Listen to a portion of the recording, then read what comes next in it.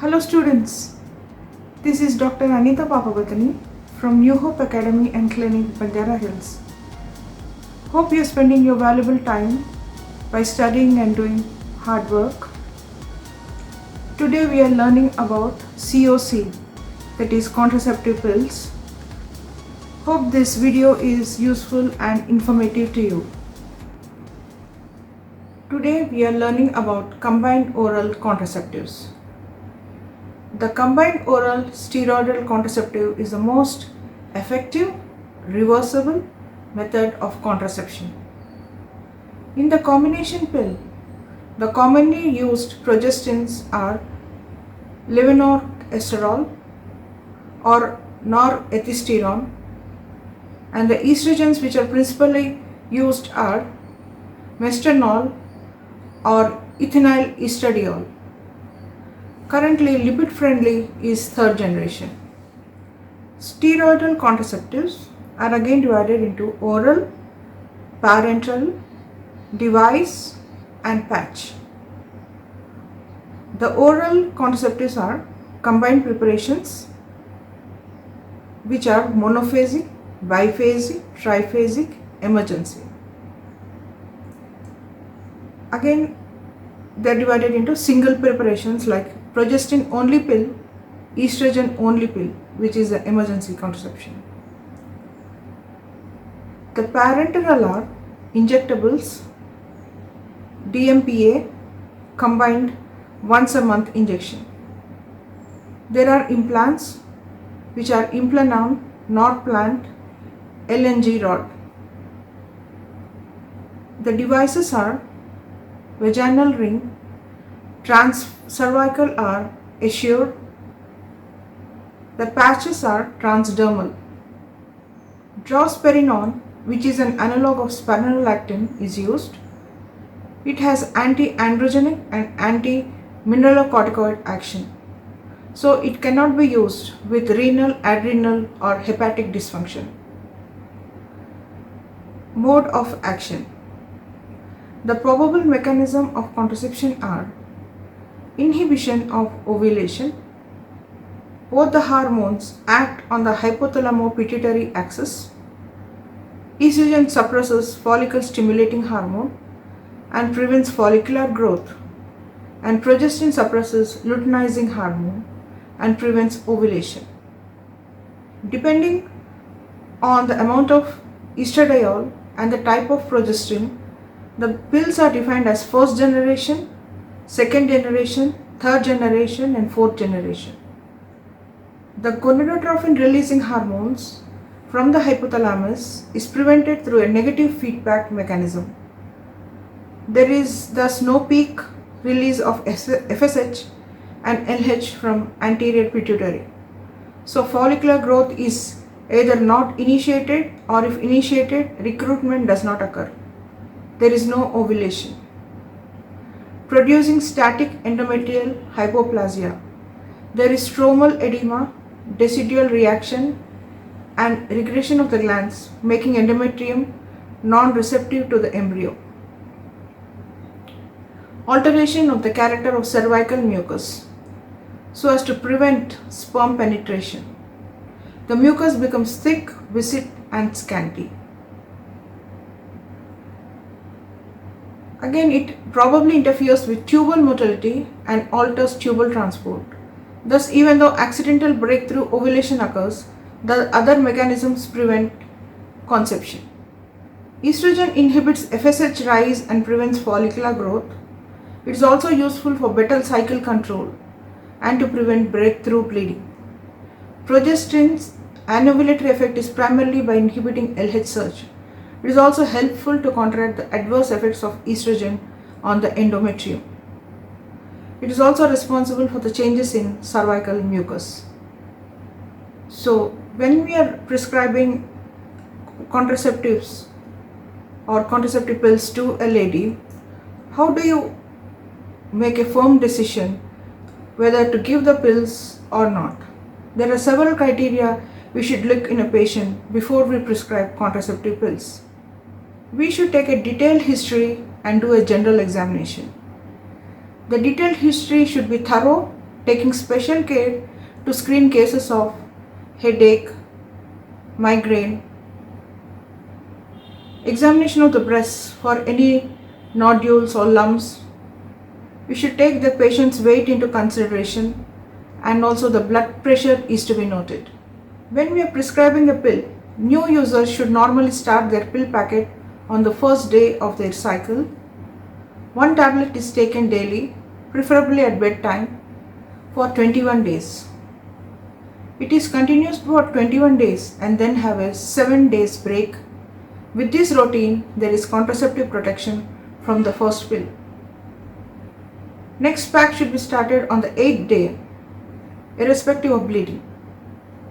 Thus, a simple regime of 3 weeks and 1 week off is to be followed. Packing of 28 tablets, there should be no break between the packs. 7 of the pills are dummies and contain either iron or vitamin preparations. However, a woman can start the pill up to day 5 of the bleeding. In that case, she is advised to use protection for the next 7 days. Following childbirth, in non-lactating women, it is started after 3 weeks, and in lactating women, it is to be withheld for 6 months. The patient should be examined after 3 months, then after 6 months, then after 1 year. The patient above 35 years should be followed up very carefully. Any adverse symptoms are to be noted.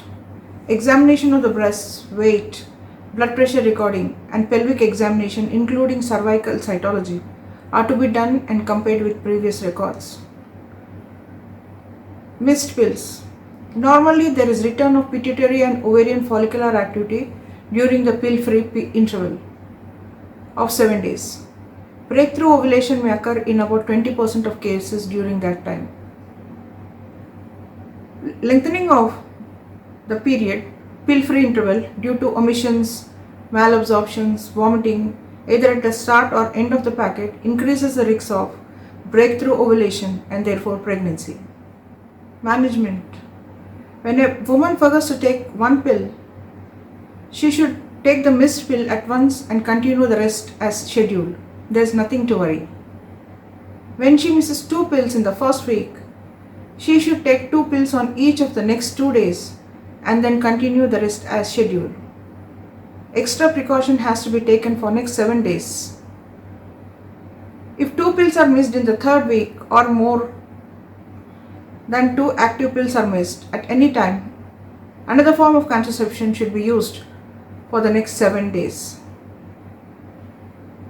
If she misses any of the 7 inactive pills, she should throw away the missed pills. You should take the remaining pills 1 a day and start the new pack as usual. Drug interactions. Effectiveness of some drugs like aspirin, oral anticoagulants, oral hypoglycemics are decreased, and that for some other drugs, beta blockers, diazepam, are increased by oral contraceptives.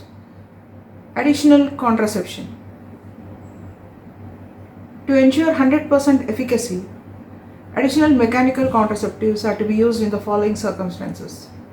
When broad-spectrum antibiotics like ampicillin, ciprofloxacin, tetracycline, doxycycline are used, as they impair the absorption of estradiol. When enzyme-inducing drugs are used, example barbiturates, anti-epileptic drugs, rifampicin, ketoconazole, and nevirapine.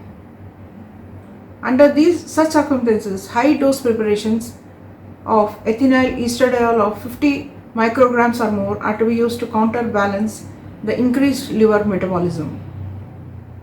While the majority tolerate the combined pill, in some individuals, gross adverse symptoms develop, which necessitate its withdrawal. The indications are severe migraine or headaches, visual or speech disturbances, sudden chest pain, unexplained fainting attack, or acute vertigo. Sometimes the women get cramps and pains in legs, excessive weight gain, severe depression. Prior to surgery, it should be withheld for at least 6 weeks to minimize post-operative vascular complications. Now there's a question, how long the woman can use pills? The potential benefits of pills are greater when compared to risks. A woman who does not smoke and has no other risk factor for cardiovascular disease may continue the pill until the age of 50 years. This offers the dual advantages of effective contraception and also hormone replacement therapy. However, for spacing of births, use of 3 to 5 years is considered enough and safe. What are the metabolic and general effects of COCs? The combined preparations containing estrogen and progestin have got a wide range of metabolic activities which affect almost all the systems of the body. The changes are almost similar to those of pregnancy. The effects are related either to estrogen or the progestin or both. Now we'll see what are the health benefits of combined oral contraceptives. The contraceptive benefits are protection against unwanted pregnancy, they are convenient to use, reversibility, improving maternal and child health care. The non-contraceptive health benefits are improvement of menstrual abnormalities, regulation of menstrual cycle, reduction of dysmenorrhea, reduction of menorrhagia, reduction of premenstrual syndrome, reduction of middle schema syndrome, protection against iron deficiency anemia, protection against health disorders. They are also used to protect against ectopic pregnancy, endometriosis, fibroid uterus, hirsutism and acne, functional ovarian cysts, benign breast disease, autoimmune disorders of thyroid, rheumatoid arthritis, increased bone mineral density. They also prevent malignancies like endometrial cancer, colorectal cancer, epithelial ovarian cancer. The adverse effects of contraceptive pills are minor complications. They are nausea, vomiting, headache, leg cramps. These are often transient and often subside following continuous use for 2 to 3 cycles. They also develop mastalgia, heaviness or even tenderness in the breasts. Sometimes the ladies have complications like weight gain. Though progestins have got an anabolic effect due to its chemical relation to testosterone, use of low dose of COCs does not cause any increase in weight. Sometimes there is breakthrough bleeding. The causes are disturbance of drug absorption, diarrhea, vomiting, use of enzyme-inducing drugs, missing pills, use of low-dose pills, pregnancy complications, cervical ectopy or cancer. The major complications are depression. Low-dose estrogen preparations are not associated with depression. Hypertension. Low-dose COCs rarely cause significant hypertension. There is marked increase in plasma angiotensinogen. The changes, however, reverse back to normal after 3 to 6 months after stoppage of pill. Vascular complications. Venous thromboembolism. The overall risk is to the extent of 3 to 4 times more than non-users. Pre-existing hypertension, diabetes, obesity, thrombophilias and elderly patient are some of the important risk factors. Ethinyl estradiol used with a dose of 20 microgram in the pill markedly reduces the incidence. The most important risk factor is genetic thrombophilia. This is rare in Asians. Arterial thrombosis, the high risk factors for myocardial infarction and stroke are hypertension, smoking, age over 35 and diabetes. Women with multiple risk factors for cardiovascular disease should not use COCs. Jaundice. Susceptibility is increased in women with previous history of recurrent jaundice in pregnancy or hepatitis. Neoplasia. Combined COCs reduce the risk of ovarian and endometrial cancer. This protective effect persists for 10 to 15 years even after stopping the method, following a use of 6 months to 1 year. Pill users should have regular HPV DNA and cervical cytology screening. No increased risk of hepatocellular adenomas have been found with low dose preparations.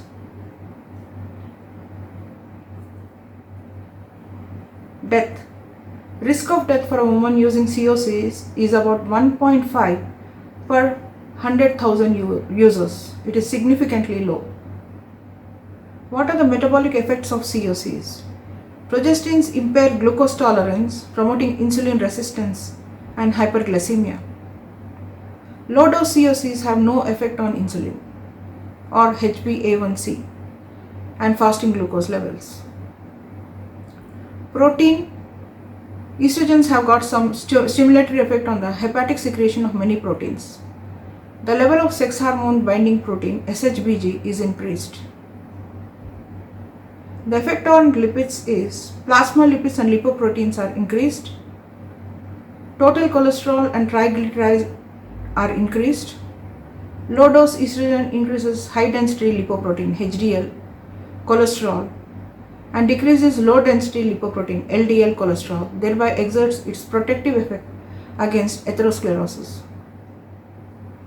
Preparations with more selective lipid friendly and third generation progestins, namely desogestrel, the HDL level is somewhat elevated. However, most changes are within the normal range.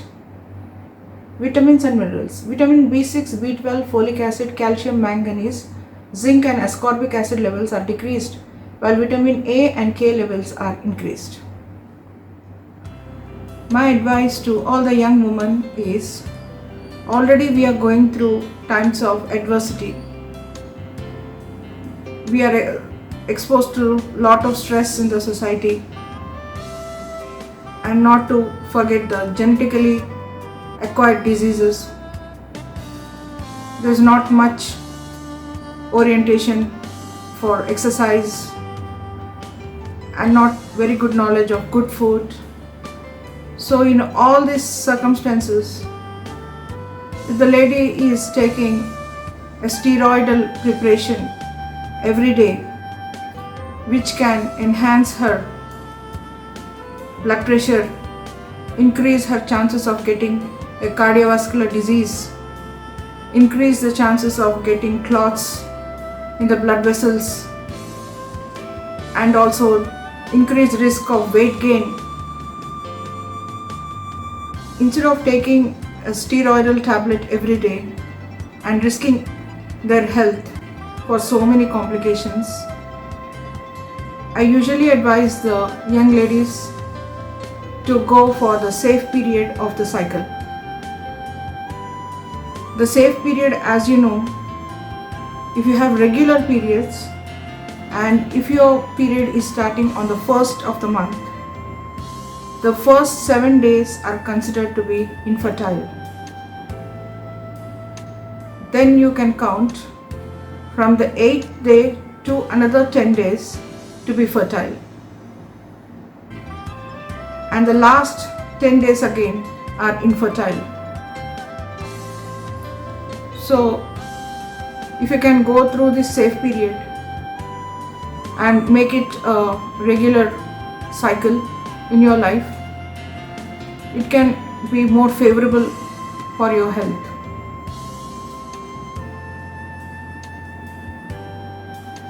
But this safe period is not completely safe. There is a 5% chance of failure rate and also the lady becoming pregnant.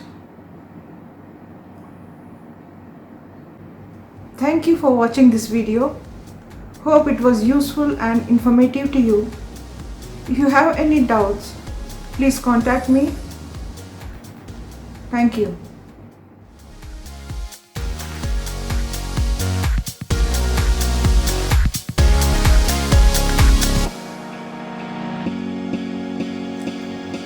Stay tuned for more videos.